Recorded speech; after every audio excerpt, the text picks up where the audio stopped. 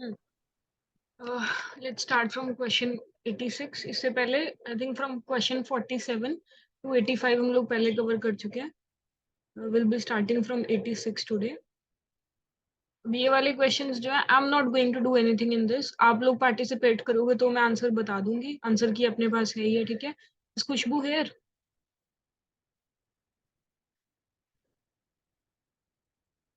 इसी she is not here. Let me open the answer की then.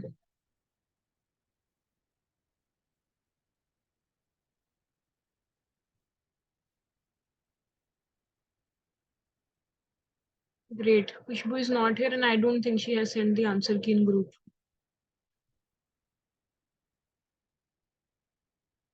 एक second ma'am मैं चेक करती हूँ। I think I have. मैं भी वही देख रही थी।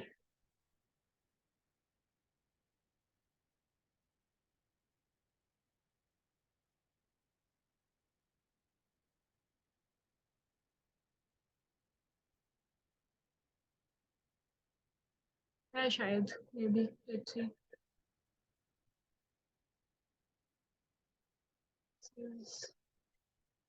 Yes, we have the final answer key.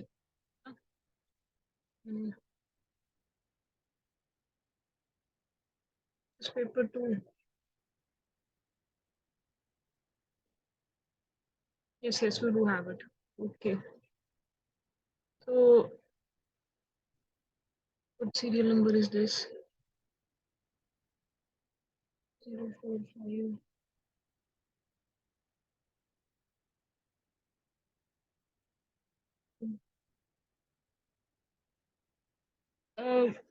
मानसा आपको मिली क्या? ग्रुप में शेयर्ड है।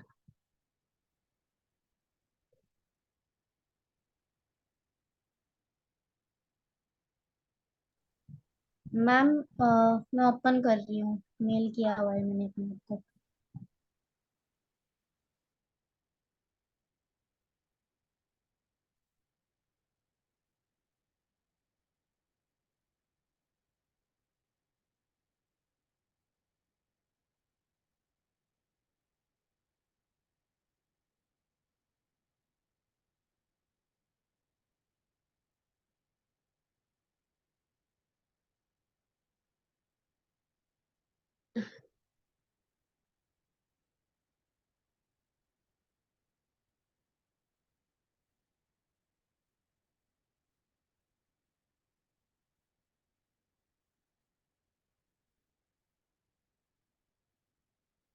मिला क्या, या मैं दोबारा शेयर करूँ ग्रुप में?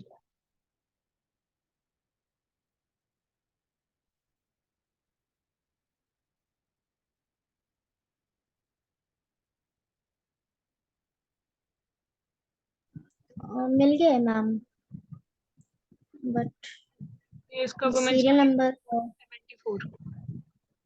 तो सब्जेक्ट कोड के हिसाब से देखो। हाँ वो मिल गया मैम। सीरियल नंबर देख के मैच करना होगा ना। हाँ, serial number we are at 086।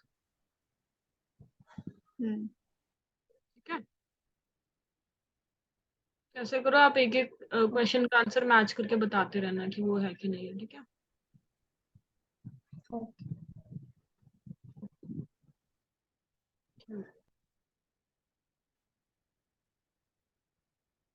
हाँ तो देखो इसमें क्या होता है, जस्ट बहुत बेसिकली बताती हूँ क्योंकि मुझे पता है कि काफी लोगों को ऐसे क्वेश्चंस के अंदर दिक्कत होती है, ठीक है। 1 सेकेंड। Finally okay.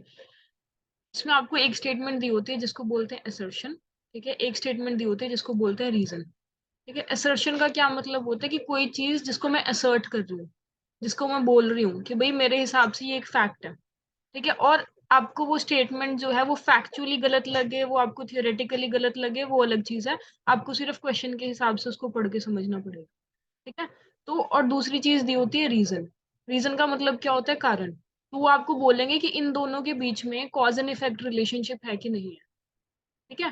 देखो, one is labelled as assertion, the other is labelled as reason. हम पहले क्वेश्चन देखते हैं, आपको फिर समझ में आ जाएगा कि ये है क्या बेसिकली।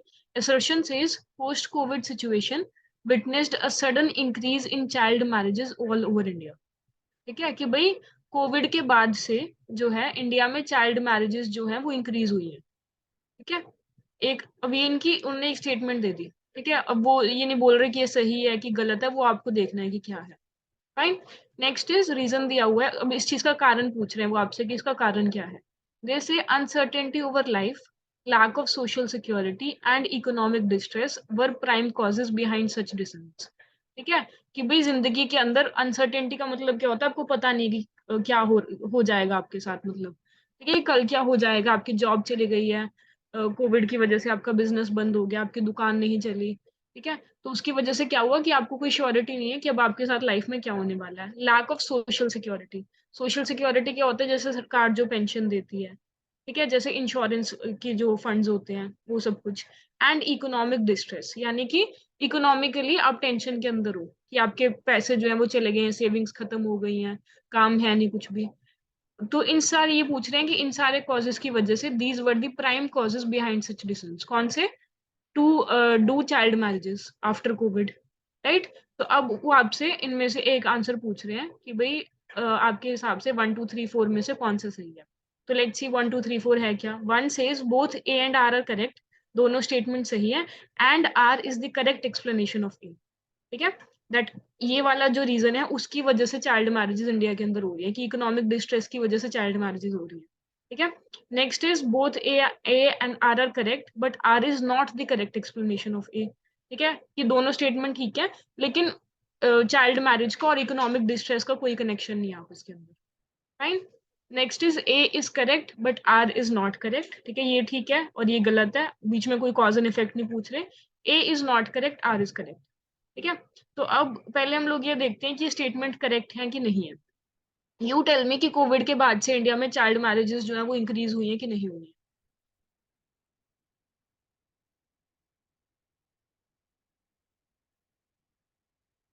मैम हुई है। हुई है। ठीक है, अब ये तो देखो, इस चीज को ना मतलब ऐसे अंडरस्टैंडिंग बनाओ थोड़ी सी, कि आप लोगों को ना ये चीज पढ़ने की जरूरत नहीं है।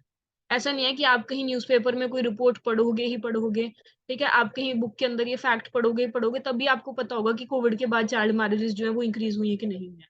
This is just general understanding कि कोविड के बाद से हुआ क्या है। देखो, हमें पता है बहुत सारे बिजनेसेस बंद हो गए थे। ठीक है, हमें पता है कंपनीज बंद हो गई थी, लोगों की सैलरीज बंद हो गई थी।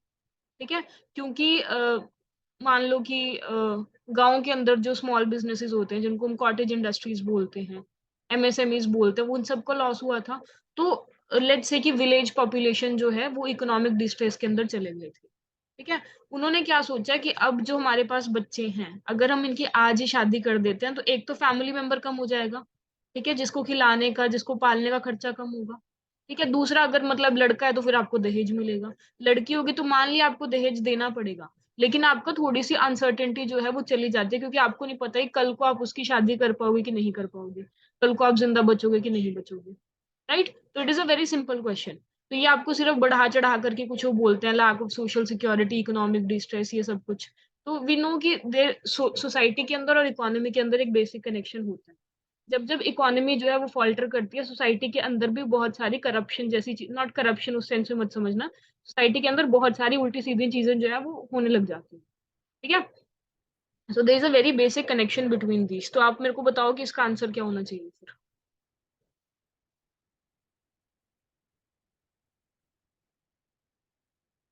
Is it one, is it two, is it three और इज इट फोर? मैम अगर ये चाइल्ड मैरिजेस उस टाइम इंक्रीज हुए हैं तो मुझे लगता है इसका आंसर ये होना चाहिए, क्योंकि नीचे जो इसके जो रीजंस दिए हैं वो उसके अकॉर्डिंग सही है। आपकी आवाज बहुत कट और रही है। जहां तक मुझे लगता है चाइल्ड मैरिज का तो नहीं पता, बट मैरिजेस एक्चुअली इंक्रीज हुए हैं आफ्टर कोविड। हम्म, ऐसा। ठीक है, मैरिजेस भी इंक्रीज यस हुए हैं मैम, लेकिन अभी उसका आ तो रही है सिर्फ, अच्छे से। हाँ देखो, मैरिजेस भी इंक्रीज हुए हैं लेकिन उसका तो सिर्फ एक ही रीजन था ना कि मतलब कोविड के मैम टाइम थोड़ा पे नेटवर्क लोग इशू। शादी नहीं करवा पा रहे थे अपनी। ठीक है, उन्होंने कोविड के बाद से शादियां करनी शुरू करी हैं। ठीक है, तो दैट इज टू सिंपल चीज है, but we are talking about child marriages here, तो वो इकोनॉमिक डिस्ट्रेस के साथ उसका कनेक्शन है ही है। क्योंकि देखो एक सिंपल कनेक्शन है कि जहां जहां पे भी आपको पॉवर्टी जो है वो ज्यादा यस मैम। मिलेगी, गरीबी ज्यादा मिलेगी, वहां वहां पे चाइल्ड मैरिजेस ज्यादा होती ही होती है। ठीक है, तो चाइल्ड मैरिज होती क्यों है? In the lack of education, right, yes in the ma'am. Lack of employment, in the lack of awareness. और ये सारी चीजें कहाँ होती हैं? जहाँ पे गरीबी होती है, राइट। तो अगर कोविड के बाद से पॉवर्टी बढ़ी है, जो कि हमें पता है कि बढ़ी है, तो फिर ऑब्वियसली चाइल्ड मैरिज भी बढ़ी है, सिंपल कनेक्शन, राइट। तो आपको पता है इसका सिंपल सा फिर क्या बनता है? हमें पता है ए इज करेक्ट, हमें पता है आर इज करेक्ट। तो पहले तो ये वाले काट देते हैं दोनों, ठीक है, जिसमें एक ऑप्शन जो है वो नॉट करेक्ट दिया हुआ है। ठीक है, दोनों करेक्ट, और हमें पता है कि R is the correct explanation of A, तो फिर आंसर हो जाता है one, which you are saying one ही है। ठीक है, वन ही है ना मानसा? Yes ma'am. हम्म। ठीक है, अब ये मैंने आपको समझा दिया इसकी बेसिक जो चीजें होती हैं इन क्वेश्चंस के पीछे। अब ये क्वेश्चन जो है आप लोग खुद ही सॉल्व करो and you tell me the answer. ठीक है, domestic violence is often triggered by the perception that a woman has failed to fulfil her wifely duties. ठीक है, okay. Reason is there are issues of power and control shaped by gender difference. अब I am not, चलो I tell you the meaning, उसके बाद आप इसको solve करो। Domestic violence, ठीक है, घरेलू हिंसा, is often triggered by the perception that a woman has failed to fulfil her wifely duties, कि कोई औरत जो है उसने मान लो कि खाने के अंदर जो है नमक ज्यादा डाल दिया, क्या उसकी वजह से घरेलू हिंसा हो सकती है? उसकी वजह से डोमेस्टिक वायलेंस हो सकती है? That is the question, and it hinges on की परसेप्शन। वो ये नहीं कह रहे हैं कि भाई खाने में नमक डालना जो था वो गलत चीज थी और उसकी वजह से डोमेस्टिक वायलेंस हुई। देयर सेइंग परसेप्शन, कि किसी ने ऐसा समझा कि भाई इसने इसका जो काम इसको ढंग से करना चाहिए था वो इसने नहीं करा। It hinges on someone's perception. ठीक है, तो हस्बैंड की परसेप्शन के ऊपर ये चीज डिपेंड करती है। Then there are issues of power and control shaped by gender difference. Gender के बीच में जो डिफरेंसेस होते हैं, कुछ लोग प्रिविलेज्ड होते हैं, कुछ लोग ऑप्रेस्ड होते हैं, उसकी वजह से पावर एंड कंट्रोल के जो रिलेशंस हैं वो बनते हैं। जैसे एक हस्बैंड और वाइफ के बीच में, that husband would want to control her wife, or he is already controlling her because of society ने जो कुछ भी चीजें बिल्ड करी है अराउंड जेंडर डिफरेंस। ठीक है, so you tell me what's the answer. both a and r are correct, r is the correct explanation of a, both are correct, r is not the correct explanation of a is correct, r is not correct, a is not correct, r is correct।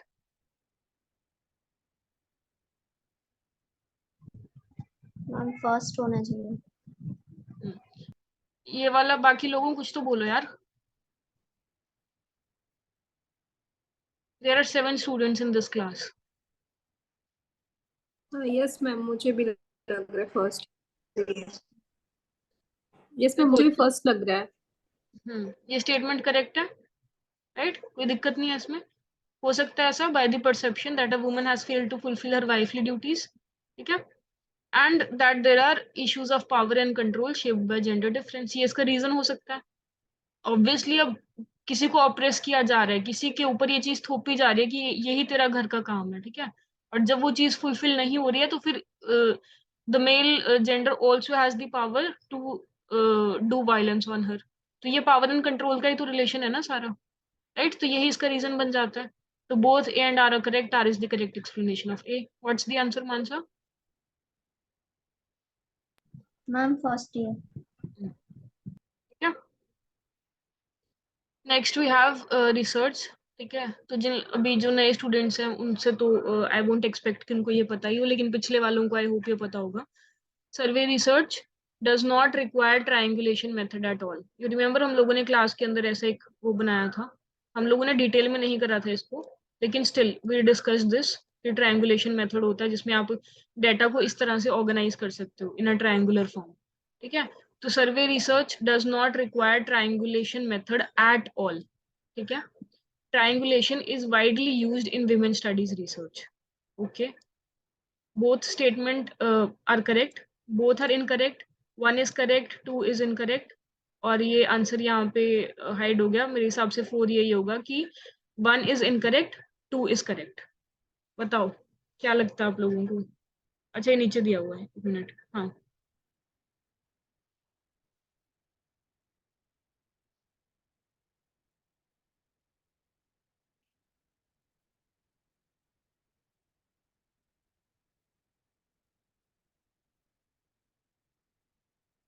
Any idea? Ma'am ma'am ये वाला मुझे इतना याद नहीं है तो हाँ। Ma'am मुझे लग रहा है कि सर्वे मेथड जो है वो अ,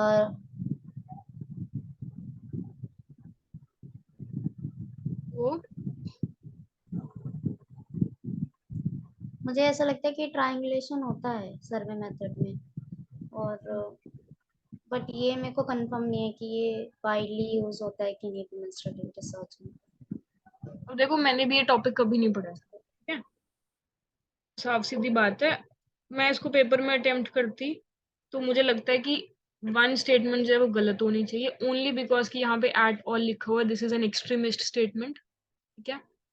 और प्लस कहीं सर्वे जो है वो क्वालिटेटिव और क्वांटिटेटिव दोनों में आ जाता है, ठीक है। ट्रायंगुलेशन जो है वो भी आई थिंक क्वांटिटेटिव मेथड होता है, मतलब डाटा को कोड करने वाला, डाटा को इंटरप्रेट करने वाला मेथड होता है, ठीक है।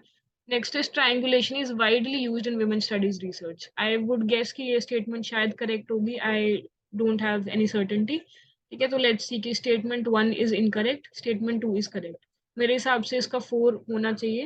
What's the answer, Mansa?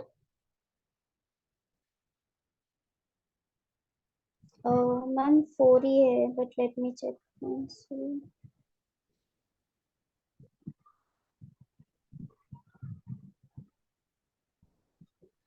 Yes ma'am, 4 है। ठीक है, अब देखो ये क्वेश्चन मैंने कभी नहीं पढ़ा था, ठीक है। इट वॉज जस्ट कि मतलब ऐसे स्टेटमेंट्स के ऊपर, ऐसे वर्ड्स के ऊपर ध्यान दिया करो, एट ऑल, ठीक है। इतना वो एक्सट्रीम स्टेटमेंट्स के ऊपर ज्यादा रिलायबल नहीं होती हैं। आई एम नॉट सेइंग कि हमेशा ही गलत होंगी, लेकिन मोस्टली केसेस के अंदर एक्सट्रीम स्टेटमेंट्स जो है वो गलत होती हैं, ठीक है। और ये मेरे को पता नहीं क्यों ठीक लग रहा था। तो जस्ट कि आपको पता है कि अगर आपने सिर्फ ये वाला भी मान लो, ये भी आपने सोच लिया कि हाँ ये गलत है, ठीक है, तो आप 1 को एलिमिनेट कर दोगे, ठीक है, आप 3 को एलिमिनेट कर दोगे, ठीक है, आपके पास ये बचेगा और ये बचेगा। एंड जब 50-50 का चांस होना तो ऑलवेज अटेम्प्ट द क्वेश्चन, ठीक है, क्योंकि आपके पास वहां पे 50% चांस है that you will get the question right, है ना। और यहाँ तो कोई नेगेटिव मार्किंग है नहीं, तो you can always take that chance, right. तो इस तरह से मतलब एलिमिनेशन मेथड के थ्रू करा करो। बाकी अगर नहीं भी पता होता तो कोई बात नहीं, एक आधे क्वेश्चन से कोई फर्क नहीं पड़ता। Then we have another reason based statement. Post independent India did not witness any incident of sati widow immolation. Okay, आजादी के बाद 1947 के बाद इंडिया में एक भी घटना जो है सती प्रथा की नहीं हुई है, ठीक है, यानी कि एक भी केस जो है वो सती का इंडिया के अंदर नहीं हुआ। Incident of sati evokes complex questions of religious identity, communal autonomy and the role of law and state in a society. जब सती जैसी घटनाएं होती हैं तो हमारे पास बहुत सारे मुद्दे जो हैं वो सामने आते हैं, रिलीजियस आइडेंटिटी के, ठीक है, धर्म के मुद्दे, कम्युनल ऑटोनॉमी के, again communal is also related to religion only, और रिलीजियस इंडिपेंडेंस के, ठीक है, and role of law and state in society. Okay, तो बताओ आप लोगों को क्या लगता है, both are correct, both are incorrect, 1 is correct, 2 is incorrect, 1 is incorrect, 2 is incorrect?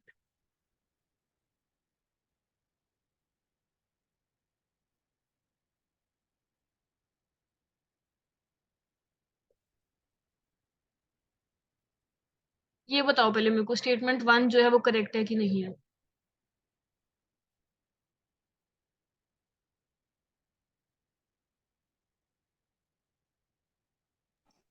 Ma'am उसमें तो डाउट है, सेकंड वाला मुझे लग रहा है सही है।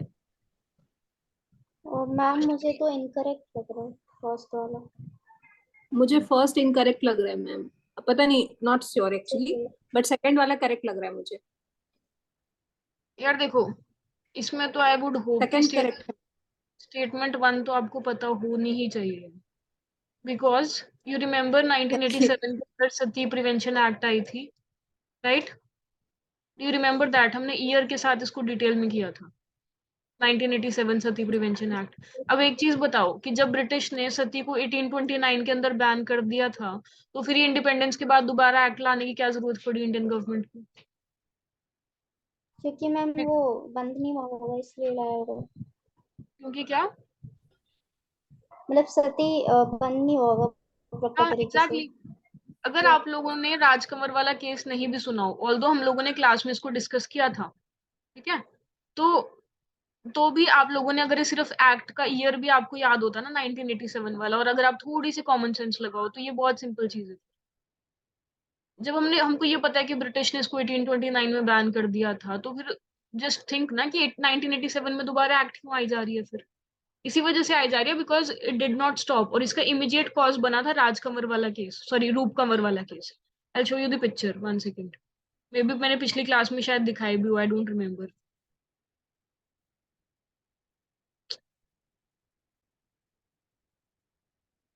This is quite disappointing. ऐसे क्वेश्चंस तो मतलब आप लोगों को पता होने ही चाहिए ना।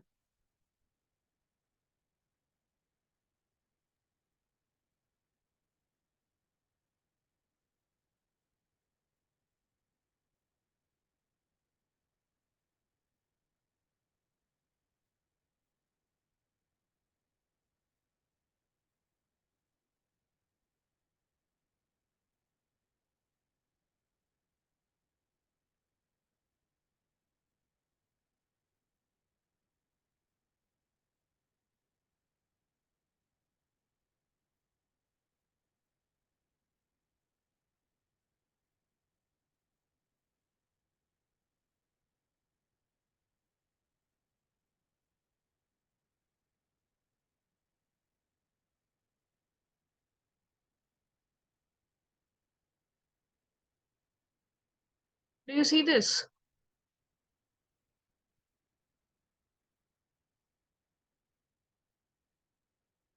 No, ma'am. Oh, yes, ma'am. See, this is that case of 1987 रूप कंवर वाला. So she was just some 18 19 year old girl, ठीक है, 18 19 year old girl. Her husband died and she committed sati in front of media, okay, in front of thousands ma'am of. ये राजस्थान का case है क्या ma'am? Rajasthan का case है। यहाँ पे ओके जहाँ पे शी कमिटेड सती, वहां पे उनका मंदिर है जहाँ पे उनकी पूजा की जाती है, जहाँ पे सती को ग्लोरीफाई किया जाता है, ठीक है।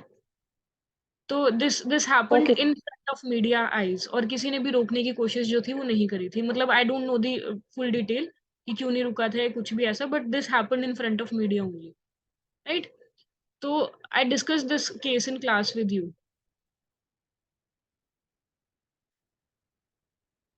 अब देखो, जो नई वाली एक्ट आई थी उसने बेसिकली किया क्या था, जो चेंजेस आए थे वो ये थे कि सती को, जो सती कमिट करना तो गुनाह है ही है, किसी को सती के लिए फोर्स करना जो है वो उससे भी बड़ा गुनाह माना जाएगा, ठीक है। और साथ में सती को ग्लोरीफाई करना भी गुनाह माना जाएगा, फाइन। तो if you see movies like Padmaavat, उसके अंदर जौहर को ग्लोरीफाई किया गया, that is also one form of sati, है कि नहीं। तो दैट इज वाई कि 1987 के अंदर दोबारा एक्ट जो थी वो लेकर के आई गई थी, because of this case only, रूप कंवर वाला केस, क्या। तो स्टेटमेंट 1 जो है that becomes incorrect.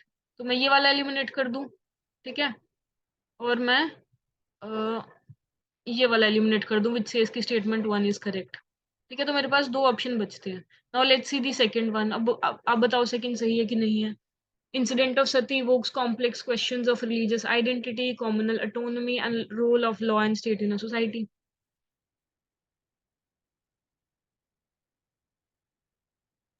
Ma'am second वाला सही है मैम। तो आंसर क्या बन जाता है फिर हमारा? Statement 1 is incorrect but statement 2 is correct, ठीक है। ये थियोरेटिकल क्वेश्चन है, इसको आप एक बार में पढ़ोगे तो भी आपको अंदर से जो है वो क्लू आना चाहिए कि हाँ ये सही ही है। What's the answer Mansa? Fourth ही है मैम। ठीक है। तो देखो, मोस्ट ऑफ द क्वेश्चंस जो है वो बहुत सिंपल रीजनिंग के साथ निकल रहे हैं, ठीक है। It was not tough at all. Women, regardless of their working status, tend to spend more time caring for their children than men.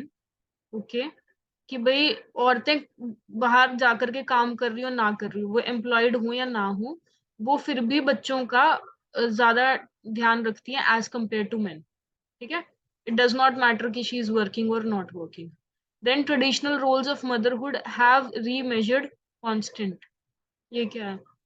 traditional roles of motherhood have remeasured constant. What's constant here?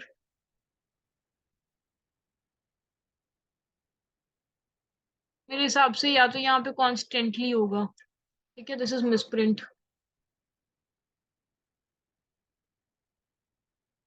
have been remeasured constantly, ऐसे हो गए. traditional roles of motherhood have been remeasured constantly, ठीक है. इसका मतलब होगा कि भाई जो हमारे पास मदरहुड के ट्रेडिशनल कॉन्सेप्ट्स थे कि भाई माँ का रोल जो है वो केयरिंग होना चाहिए, नर्चरिंग होना चाहिए है, ठीक है. माँ जो है वो हमेशा बच्चों का ध्यान रखे, उनको 3 टाइम खाना खिलाए, उनको टाइम से सुलाए. ये वाले जितने कॉन्सेप्ट्स हैं ये टाइम के साथ जो है ये बदलते रहे हैं. That is what it means. अगर मैंने ये मिसप्रिंट जो है वो ढंग से, if I have identified the mistake, ठीक है. तो traditional rules of motherhood have been reimagined constantly, ठीक है. You tell me now what's the answer. Statement 1 बताओ. women regardless of their working status tend to spend more time caring for their children than men. Correct or not correct? Correct ma'am. Correct है Correct, ma'am. Okay, कोई doubt नहीं है इसके अंदर. It's very simple, right. तो statement 1 incorrect वाले options को हम लोग निकाल देते हैं, ठीक है. Next, traditional roles of motherhood have been reimagined constantly. Yes और no?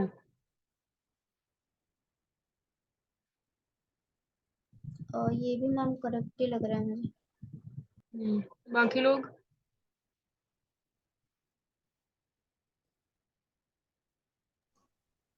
Yes ma'am, correctly. Time के साथ मदरहुड का कॉन्सेप्ट जो है, मदरहुड के साथ जो चीजें एसोसिएट की जाती हैं वो बदलती हैं.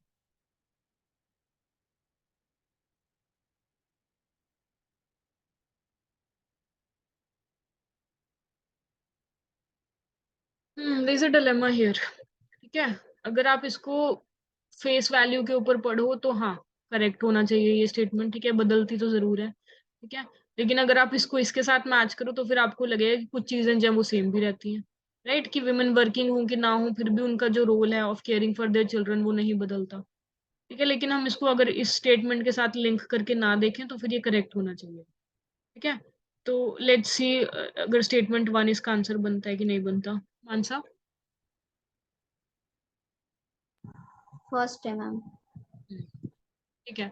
अगर ऐसे क्वेश्चंस के अंदर कोई दिक्कत आए ना कभी भी, तो उन दोनों, अगर कॉज एंड इफेक्ट वो आपको असर्शन रीजनिंग वाला नहीं पूछा, देखो आपको यहाँ पे सिर्फ स्टेटमेंट 1 और 2 दी गई है, यहाँ पे असर्शन और रीजनिंग नहीं पूछा, ठीक है. तो फिर इन दोनों को कनेक्ट करने की कोशिश मत करना. अगर यहाँ पे रीजनिंग दिया होता तो फिर ये गलत हो जाता, ठीक है. क्योंकि वो फिर आप लोगों को बोलते कि भाई ये जो है ये टाइम के साथ जो है ये बदलता है, फिर भी ये चीज जो है ये सेम ही है. तो उन दोनों के अंदर जो है वो इनकंसिस्टेंसी आ जाती है, right. Okay, next question is women regardless. Oh, it's the same one. Okay, now we have passages. Now tell me something. Do you want me to do these passages too? या फिर हम लोग factual questions की तरफ move कर सकते हैं? या आप लोग खुद कर लोगे क्या?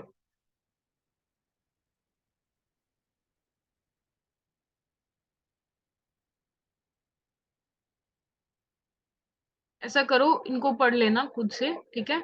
कोई डाउट आए किसी क्वेश्चन के अंदर तो मुझसे पूछ लेना, ठीक. Okay ma'am. seems like very simple only. अगर किसी में कुछ confusion हो, सब कुछ हो तो पूछ लेना, ठीक है. तो एक बार दोबारा आ जाओ क्लास के साथ, फिर हम लोग क्वेश्चन नंबर 1 से स्टार्ट करते हैं.